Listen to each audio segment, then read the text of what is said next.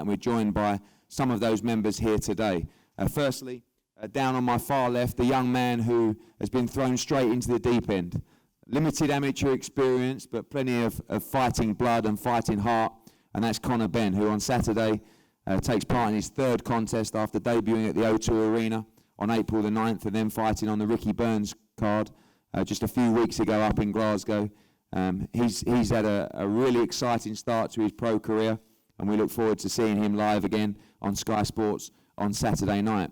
Down on the far end of the table, a man who, of course, lit up Sky Sports box office on December the 12th in that epic battle with Anthony Joshua for the British heavyweight title on December the 12th, and I'm absolutely delighted to welcome Dillion Whyte to the Matchroom team. I think he's one of the most exciting heavyweights in world boxing, not just in British boxing, and I think he's in a great mix now. Of course, 2 British heavyweight world champions and others coming through. You know, David Price back on the scene, Derek Chisora, a potential fight out there for Dillion Whyte, and he takes on Ivica Bakurin on Saturday night, who we saw go 10 rounds recently with Tony Bellew, who went 12 rounds with Michael Wallich, a top heavyweight prospect for the WBO European, 12 rounds as well with Francesco Pianetta from Italy. So this is a fight we expect to give Dillion rounds, coming off the back of his recent shoulder operation following the Anthony Joshua fight. From Team Doran, we have a great fight here for the British middleweight title, and Chris Eubank Jr.'s first defence of his crown that he won in such great fashion against Nick Blackwell earlier this year. Dave Coldwell, who is more of a manager and trainer these days rather than a promoter and manager, and certainly I've never seen him smile so much, giving great input into the likes of Tony Bellew, training him to his recent world title victory, Jamie McDonnell, Gavin McDonnell. He's got a great team, and he's got his manager's hat on here today and this week with his charge, Tom Doran, and former prize fighter champion, 17-0 WBC international middleweight champion, who's really here to fight. He's in fantastic condition. I just saw him check weigh. I think he's in the condition of his career so far, and a huge opportunity on Saturday night to walk out in front of 17,000 people at the O2 Arena and fight Chris Eubank Jr. for the middleweight British title. Ronnie Davis, it's always a pleasure to have him up on the top table, a man of immense knowledge, credibility, and very rarely will you find anyone say a bad word about this man. Shared a wonderful journey with English, Chris Eubank Snr, and now with Chris Eubank Jr. leading the way as he defends his British middleweight championship on Saturday night. To English, Chris Eubank Snr, pleasure to have you up here. We've discussed many routes, many options beyond this fight, but of course Saturday night is the first defence of that title that I know is very dear to your heart and to Junior's heart, and of course Chris Eubank Jr., the current British middleweight champion, who makes that first defence on Saturday night. A young man who I think has quickly become one of the big stars in world boxing, and although many are talking about the future, I know that the way that he dedicates him to the sport, he's left no stone unturned in preparation for the first defence of his title. As always, this event wouldn't be possible without our exclusive broadcast partner, Sky Sports, and I'm going to pass now to Adam Smith to talk a bit about the event and also to ask some of the fighters up here some questions. Thanks, Eddie. We're very excited. Terrific fight night ahead at the O2 on Saturday. And it's not just, of course, about the main event. Everyone's excited about AJ and how he defends his world heavyweight title against the unbeaten American Dominic Breazeale, who we saw both of them work out last night at a packed York Hall. Really good event that was. And the guys up here, or most of them, were performing as well. And it's a terrific undercard. It's a cracking set of fights. I think there's some real talent up on this stage, and there will be again at the second press conference as well. I think it's a really, really enticing night of boxing from start to finish. Hopefully you're enjoying the preview shows on Sky Sports, and we streamed live for 5 hours on .com last night, and we'll be doing much more of that. So plenty coming up on digital and linear for us, and of course on Sky Sports News. But let's get to the fights. I'm going to start with Benn. Very excited about the development of Conor, not just obviously because of his dad, but because of what he's brought to the ring in the first couple of fights we've seen him. That's ferocity, excitement, and aggression. Conor, we spoke last night at the York Hall, and you seem relaxed, you seem calm, you seem to be enjoying yourself. But you said to me that you just want to fight. Is that what we're going to get from you in the development in your young career, that you're going to take this aggressive style and keep running with it? If I'm going to get back to the drawing board and really start working on my jab and, you know, showing off my boxing skills, which is what I'm perfectly capable of. But as I said, when you're in the O2 and you've got 20-odd thousand people chanting your name, you know, it's surreal. So I just need to get back to the drawing board really and start working on my jab. How did you find that professional debut in front of the packed crowd on the last AJ night, and then your experience in Scotland, which was different type of fight, different results? How have you found it so far, the first two? It's unbelievable, you know, I'm learning on the job, and, you know, fighting in big crowds like this is only going to make me better. You know, I just love it. I love the atmosphere and the reception I get when I fight. And I just love fighting. Nigel was obviously around the first couple, not here this week. Is he going to watch from a distance this time? Yeah, he's gonna be back on the other side of the world and watch and just send his prayer-ups for me. Mind that, or do you like him being close? You know what, I like him being there, because at the end of the day, he's not just my dad, he's a living legend. And, you know, to have a living legend in your corner, what more can you ask for? But it's his choice. He wants to take the step back and really let me do what I got to do. Do you feel that extra pressure with the name? No, not at all. You know, at the end of the day, that name's always going to be there. It's got its benefits and, you know, it's got its flaws. But, you know, I just embrace it, you know, and not gonna let that pressure consume me. I just got to love fighting and enjoy it, because it's a short career. Finally, what are the fans going to be in for on Saturday night in fight number 3 for Conor Benn? A lot more boxing. A lot more boxing, and, you know, we're going to blend it all in together, and, you know, hopefully one day I'll be the perfect boxer, puncher, and just mix it all up. But we've got a hell of a journey in front of us. Good man in your corner in Tony Sims. Good luck, Conor, on Saturday night. Let's go down to the other end of the table, and slightly heavier man, Dillion Whyte. Dillion, obviously you in many ways made your name from the Joshua fight, giving him a terrific scrap, but I know you were disappointed, obviously, with the outcome and the injury. How, first of all, have you recovered from that shoulder problem, and are you fit, firing, and ready to go? It certainly seemed like that last night when we saw you at your call.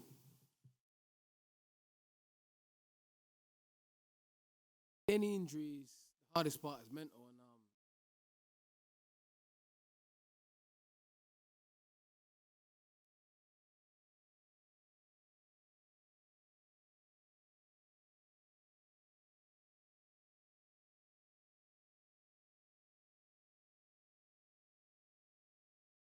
It's obviously a very, very exciting mix of heavyweights at the moment. Not only Anthony Joshua, but, you know, we've got Tyson Fury, of course, the world heavyweight champion, who defends against Vladimir Klitschko in the rematch. You've got David Haye, you've got David Price, who under Dave Colwell's tutorship looks really good again. You've got Derek Chisora too. It's mouthwatering out there. What's the plan for Dillion Whyte in the next 2 or 3 fights? plan for me is getting rid of this fella and knock him out, hopefully, and I'm fighting in Leeds and in a couple of weeks' time after.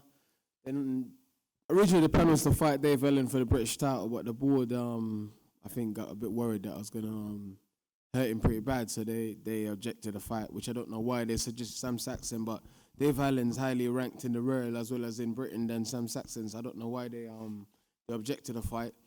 So I don't know what Eddie's got planned for me. Maybe another title, maybe Commonwealth or European or whatever. I don't know what Eddie's got. So the next 2 fights is Saturday, July 30th in Leeds, and then whatever Eddie says, then and hopefully Chisora agreed to fight me in December, because I really want to fight Derek Chisora and put Yeah, no love lost again with Derek Chisora, it seemed, at the press conference the other day. You know, the problem is, when I first got into boxing, I used to spar with Derek.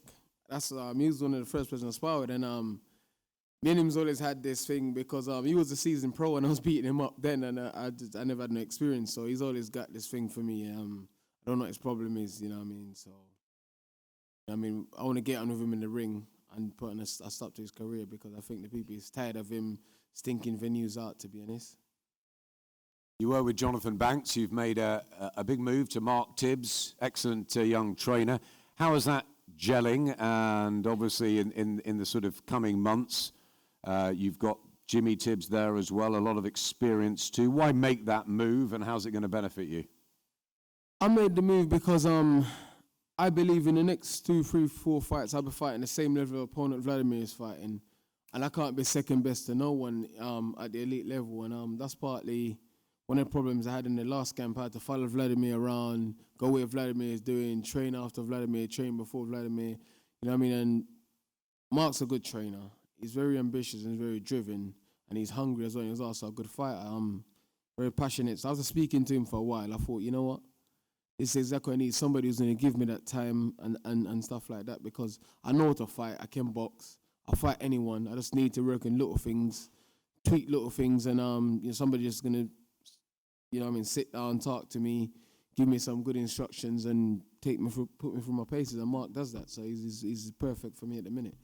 What are we going to see Saturday night on Anthony Joshua's undercard? And is it the fact that you want to get back in the ring with Anthony Joshua that's driving you on the most? No, that's not going to drive me on the most. I definitely want to fight him again because I'm not a loser. Definitely want to fight him again and beat him. The score is 1-1 now or whatever. But for me, what drives me on is to be a real champion, which I still believe I will be, and to provide for my children. That's it. You know what I mean? The Joshua thing doesn't drive me on at all, but I definitely want to hurt him and fight him again, 100%. Just want to bring Eddie in quickly. Obviously, you've just signed up Dillion Whyte. Sort of ironic move, really, after what happened in the build-up to December. What are your plans for him in this mouth-watering domestic and world heavyweight mix? Well, nice and busy, I think, is important. He'll fight on Saturday night in an 8-round fight, and then he'll box in Leeds on July the 30th for a title. Looks like hopefully we'll be able to confirm that fight to announce following Saturday's win. And then we want to move on and fight for the British title. He was mandated to fight Hughie Fury for the British title. Hughie Fury pulled out about a day later. And then we requested to the board that Dillion Whyte would fight Dave Allen. They've made Dave Allen against Sam Sexton for a final eliminator. So I can't see how they don't feel that Dave Allen is ready to challenge for the British title. We've requested again that the board make that fight because I think they have to show a little bit of commercial nous and get these belts active. The British Heavyweight Championship is one of the most prestigious domestic titles in boxing, and they have to just show some common sense and allow, in my opinion, the Dave Allen fight. If not, you know, maybe we look to the Sam Sexton fight, but the Allen fight is one that's making some noise, and I think if everyone's sensible, we can look to that fight in September. Anthony Joshua is a world champion. Can Dillion Whyte be? For sure. I mean, look, you know how highly we rate Anthony Joshua, and you know, my bum's still going from that session, with Dillion Whyte. So I think, you know, he's a very exciting fighter. People love to see him fight. People love to hear him talk, and people want to see that fight again. So, you know, the route is not necessarily the Anthony Joshua rematch. We know that that's there in 2017. But like Dillion says, carve out the domestic titles and go on and challenge for world honours. Funny boxing, isn't it? Strange old sport. Good luck, Dillion, on Saturday night.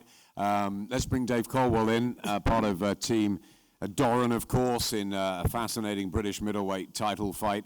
Dave, first of all, congratulations on recent success. I'm not sure whether you have come down to earth yet after what happened at Goodison Park. Well done for that. I think it's a tremendous achievement with Tony Bellew. Let's talk Tom Doran. He's obviously unbeaten, former prizefighter champion, can punch, was in one of the fights of recent times against Luke Keeler. How confident are you of going in and causing what would be a big upset? Well, very confident. You know, the thing about Tom is he seems to raise his levels with the opponents, or the people he's in the ring with, whether it's sparring, whether it's fighting. And this is a fight that himself and his training team have asked for me to make. You know, we've watched Chris come through since his turned pro, obviously. A very good fighter himself. You know, he's strong, he's vicious. I think he's one of the most vicious, ferocious sort of fighters we've seen domestically for a long, long time. The way he puts his shots together and everything. You know, you can't knock that. But he is beatable, you know. And as an undefeated fighter, he's 17-0 now. He won the prize fighter where he fought some good kids that he was an underdog in. A lot of people fancied Keeler to beat him last time out. But he always raises his game, and he's one of these guys that doesn't get ruffled. And I think to fight Eubank and to face what he's going to be looking to put on you, I think you need to have a mentality where you can deal with things like that. You can deal with, whereas some fighters will panic. You know, he won't panic, and he knows what he's got to do to win. And one thing that, you know, people seem to be forgetting about is that Tom can punch himself. You know, just because you've got a good chin and you look very, very strong and you can take shots doesn't mean that you can't get knocked out. Doesn't mean that you can't get hurt. You know, this is boxing, and we're looking forward to it. You said there's weaknesses in the makeup. Obviously, there is the loss to Billy Joe Saunders. What else have you seen? I'm not going to say, you know, what we've been working on, what they've been working on as a team, and what my thoughts are here. You know, we're fighting on Saturday, but every fighter's got weaknesses. They're going to be looking at Tom and saying, "Look, there's this, there's that, there's this, that you can capitalise on." That's boxing. That's what it is. But on fight night, the fighters have got to go out there and put the plans into effect, and what they've been working on and what they've seen, they've got to then see on the night as it happens and as it unfolds. You say the plans are afoot for a Eubank Golovkin fight. Do you feel as though they're looking past you? Do you feel as though that's not the way that it should be happening with a fight like this on Saturday, or do you say that's boxing? A little bit of both. To be honest, it's to the extent that it's been how the talks and preparation. Everybody's talking about the Golovkin fight. That's all that seems to be being talked about. I find that disrespectful a little bit. I think a British title fight should be spoken about as what's happening right here. Yes, you talk about what's going to happen after if you get through, but there's no if we get through. There's no, you know, it's all about this deal. It's going to be announced. Blah blah blah. Waiting on this, waiting on that. It's just about the Golovkin fight. There's plenty of times in boxing history where fighters have made big plans for the next fight after this. Just go through this fight. It's a run-of-the-mill fight, and they go and get beat.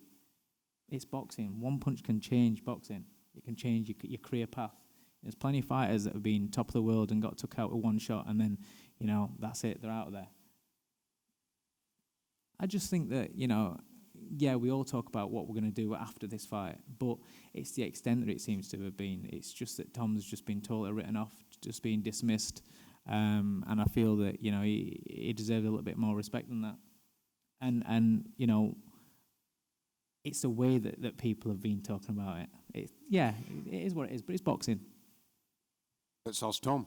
Do you feel there's any disrespect, or do you just not concentrate on that and you've locked yourself away? Obviously got yourself into fabulous shape for what is a massive opportunity for you. What's your take on it all? I do think, personally, it's slightly disrespectful. I'm glad to see that the nameplate in front of me says Tom Doran and not Triple G, because that's all I've heard for the last 5 weeks. But I've pushed it to one side. You know, I've been in the gym, working my arse off, and got myself in the condition of my career, well, my life, you know. And you're all going to see that on Saturday night.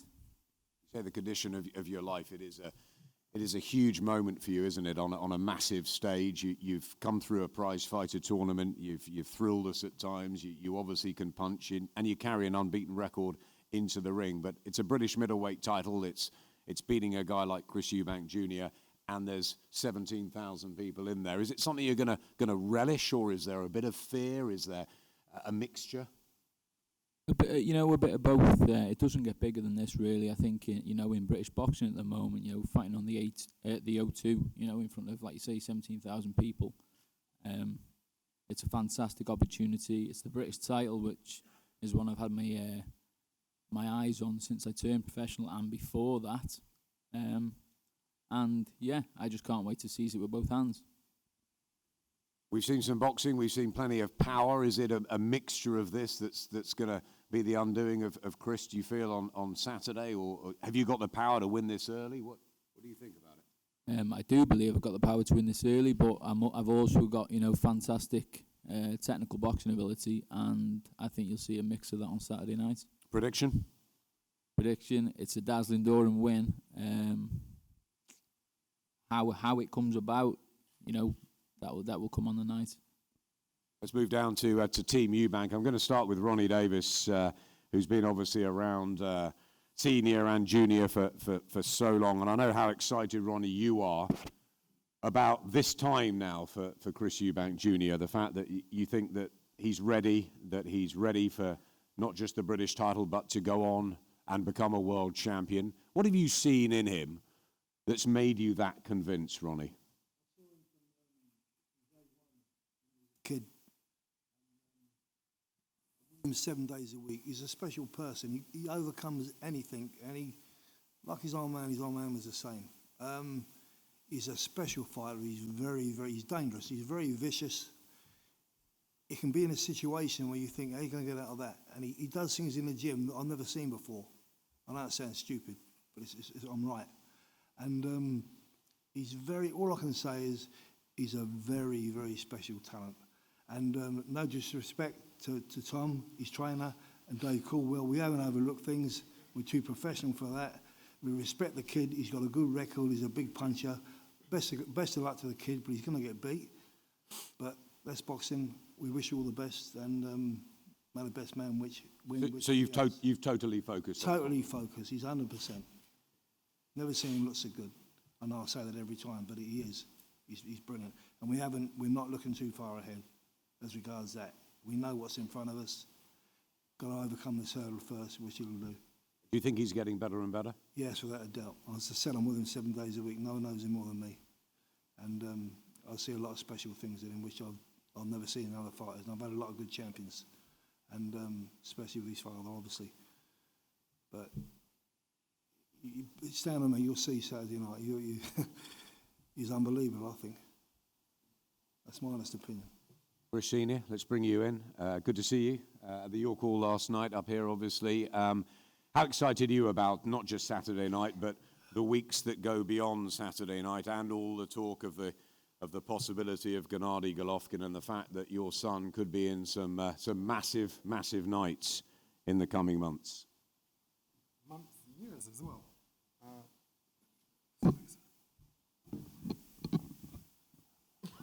Go over the top, Eubank. In terms of Junior and the coming week and months and years, look, I had my career. These 19 World Championship wins I had to be a particular person to achieve that. That particular person has fathered this young man, and he has listened to the instruction. And so this peculiar man in me who's brought up this young man here, I've watched, I've seen, he has completed the tasks which were insurmountable, impossible tasks to overcome. He overcame them. Again, I talk about the Cuba beating, a heavyweight. He said, I didn't learn anything by taking that beating. He can't see it. I know what I was looking for. Can you take a beating and stay there? He did. 3 rounds, got battered. This is a middleweight. That was a heavyweight. Cuban first team. So the way in which he's been brought up, he's been built by a fighter, not a promoter, not a manager. No disrespect to Dave, but what was your record as a professional? What's that got to do with it? The way in which you would have built your fighters isn't the way I would have built my fighters. And so from that point of view... Who? Well, You said fighters. I'm talking about Mr. Doran. Right, okay. So in terms of what you've actually given him, it just will not be able to compare to what I've given to this fighter here in my son. And so from that point of view... But in what regard? In what regard? We'll have that conversation after. No, you asked it here. You brought up my record as a fighter. What was your record? What has that got to do with anything? Well, if you're not going to answer the Everybody question, knows. if you're not going to answer the question, then I'll move on. Now, everybody knows that as a boxer, Yeah. I didn't achieve. I won an area title. And all I'm that was it. okay, and That was it. and But I can make my point now. But can I just? Sure, you can go. But has that stopped me from doing anything as a trainer or a manager? No, of course not. So what has my record got to do with it? Well, I'm making the point now. Okay. The point is that because of your lack of experience in what happens when it comes to inside the ring, because of your lack of, you can only pass on so much information to Tom, in my view. In your view. Okay. Yeah, and in my view, the information that I've passed on to Junior I'm talking about from the age of 0, he has seen the cut of a champion. And that is what is fueling him to do what he's doing just now as British champion. Okay. So So can I just ask you this? So every world champion that's out there that's been trained or managed by someone, has every trainer or every manager been a successful boxer that's turned out a successful fighter? That's not my point. You can take that up with the press in a minute. The only point I'm making is But that... that's what I mean. The point's irrelevant. Sorry, My career's got nothing to do with that. He's his own man. Yeah. What's that got to do with my career as a boxer? You're the one who's actually managing him. Yeah? Okay, and I'm just saying your experience compared to my experience puts him at a disadvantage. Wouldn't you? My experience as a manager. Yeah. Wouldn't you? Do you know what I've done as a manager? Do you know what I've done as a trainer? I'm having a press conference with the media. I've actually made my point. Yeah, and but I'd again, like to move on. you're just such a disrespectful man. There's no reason for that. I haven't been disrespectful to you. What? It's You no- jibber it's not jabber about you. stuff I'm that's talking- not I'm even talking about- relevant. I'm talking about the comparison in terms of the fighters that we are representing, and what I've given to my fighter as opposed to what you've given to yours. What did you So give if I to can what go- did you so give if to I him can when go- Billy Joe so if Saunders I beat can him? go on, so if I can go on and move on, can I move on? What did he give to him when Billy Joe Saunders beat him? I'll move on. Thought so. And I'll also come back to the Billy Joe Saunders fight, which has made him much more dangerous. He's not giving away fights anymore. So the point to Tom, in that he gave away 6 rounds to Billy Joe Saunders, he's not doing that anymore. And because he's not doing that anymore, I don't even have to look at Billy Joe Saunders as a fighter.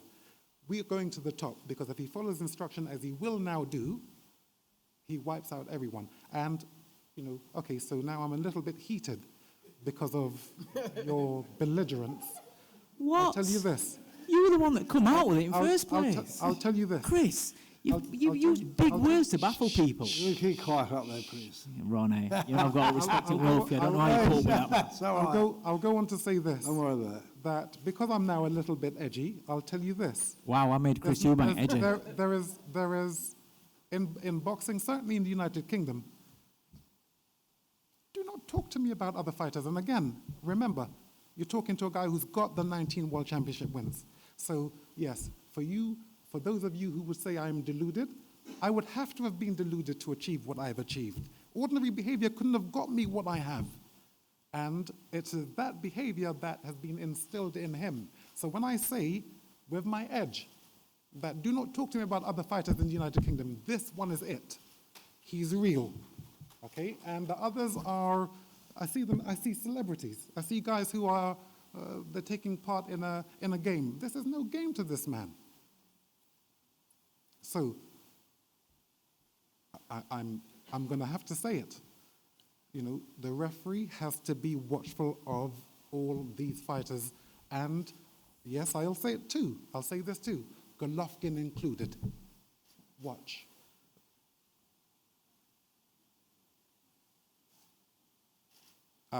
I want to say something to Nigel, Mr. Benn, about Conor. See, Conor may actually turn out to be a good fighter one day. We don't know as yet. But it's not the boxing of which I'm concerned with. I'm concerned with the ordinary life. The people. Who are your friends? Who are you moving about with? His father should be there to watch that. Now, he famously said that he got introduced to particular substances. This took him off track and maybe made him the fighter that he became. Maybe he could have been a better fighter if he wasn't involved with those mates who introduced him to that ordinary life. Your father needs to be here. Who are you to talk about my life?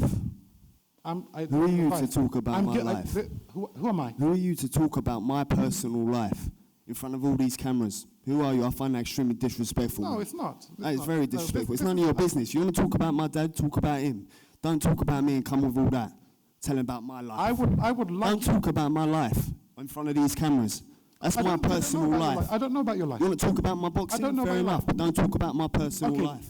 Okay. Talk about my boxing. Okay. That's it. Okay. Not my personal life. Okay. His boxing life will be better protected if his father is involved with him, because his father will protect him against the things which happen to him. So when the father's close, the fighter is better protected. This is what I was saying. It is in support of you. It's not against you, and I'm not trying to embarrass you. I want the best for you. You may have what it takes. You may have that spirit, that energy that your father had. What I am worried about is the outside, the parties, the girls, the media, the guys who throw you off track. That's why Junior is protected, because I'm not moving away from him. I'm always there watching everybody around him. And I'd like the same for you. It's in support of you that I say what I say. No disrespect meant.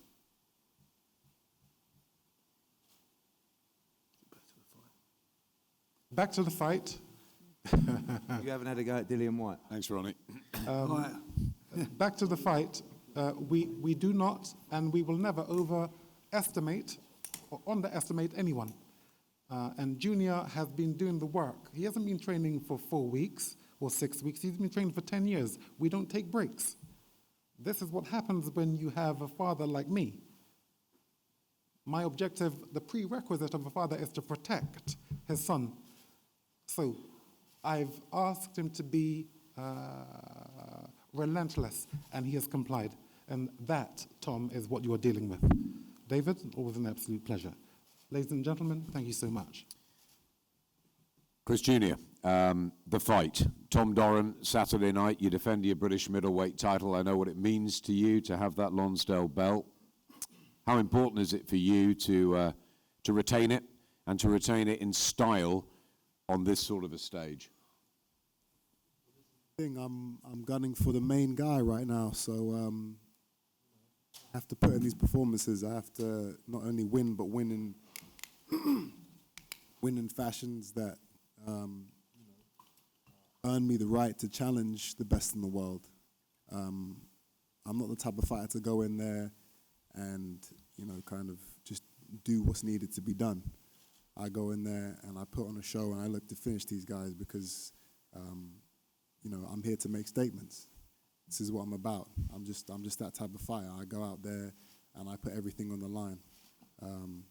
And Saturday will be no different.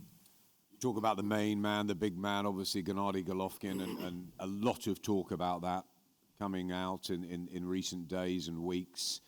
Do you understand the Doran camp feeling that's disrespectful when you've got an unbeaten guy in front of you on Saturday? No disrespect, man. This is boxing. This is just how it goes. Every fighter has their goals, has their dreams, has their ambitions, and my ambition is to become a world champion. Tom Doran is not a world champion. Gennady Golovkin is, and that is what my goal has always been: to fight the best and to beat the best. So I'm always going to be, that's always going to be a topic of discussion. But as far as Tom, we're not looking past him. And, he seems determined. To be honest, I'm a bit uncomfortable with his demeanor. This whole mild manners. I'm not used to it. I'm not used to the civility of what he's of how he is treating this fight.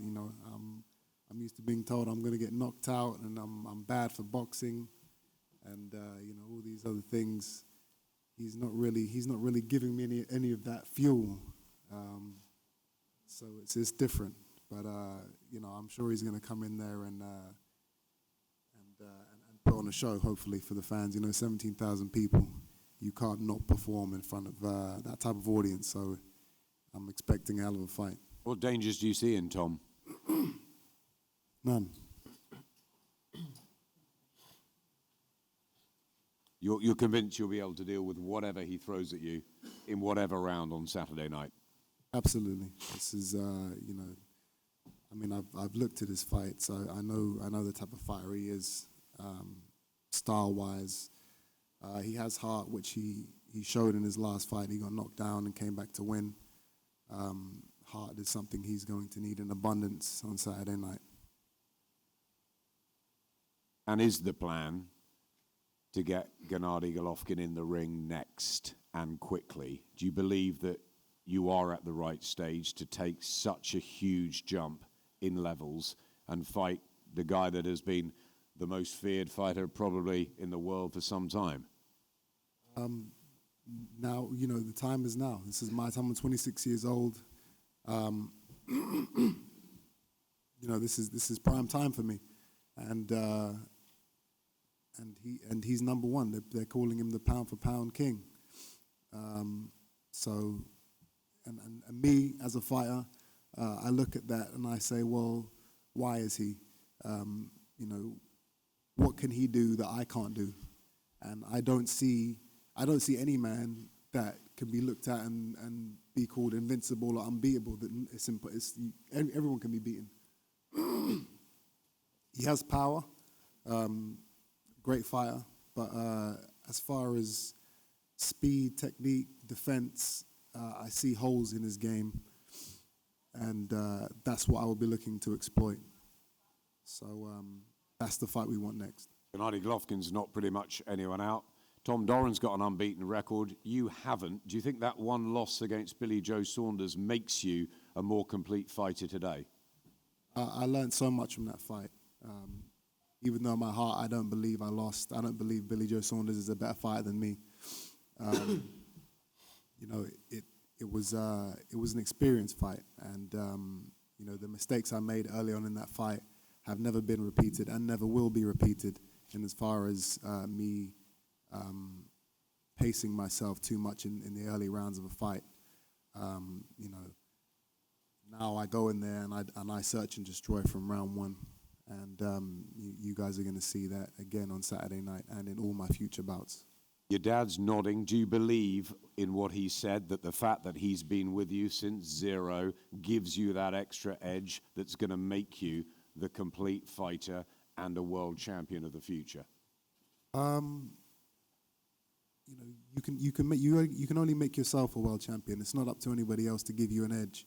You know, everything that I've done, he's guided and been there for support. But as far as having an edge, that only comes from inside yourself. You know, the experience and the knowledge that I've gained from him being around me is priceless. But I'm the one that needs to go out there and perform and put in the work, put in the time, and put on the performances. And you know, that's what I've been doing, and that's what I will continue to do. And the world stage is where I perform best, in front of 17,000 people at the O2, on Sky Sports. You know, you can't really ask for much more of a better audience. So I'm ready to roll. Finally, Chris, prediction for Saturday night and prediction if Golovkin is next, what happens?